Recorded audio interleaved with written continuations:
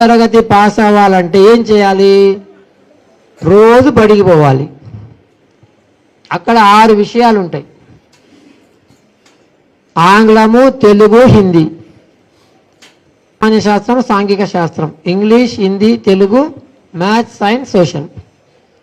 ఈ 6 సబ్జెక్టులని బాగా వాళ్ళు చెప్పిన విని గుర్తుపెట్టుకొని పరీక్షలో ఇచ్చిన ప్రశ్న పత్రాలకి సమాధానం రాస్తే ఖచ్చితంగా పాస్ అవుతాం. అది 40, 50, 60, 70, 90 తర్వాత.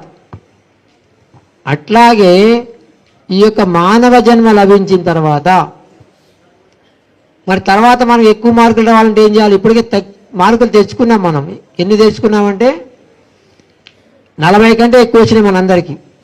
అందుకని ఇక్కడ భారతదేశంలో హిందూగా జన్మ లభించింది.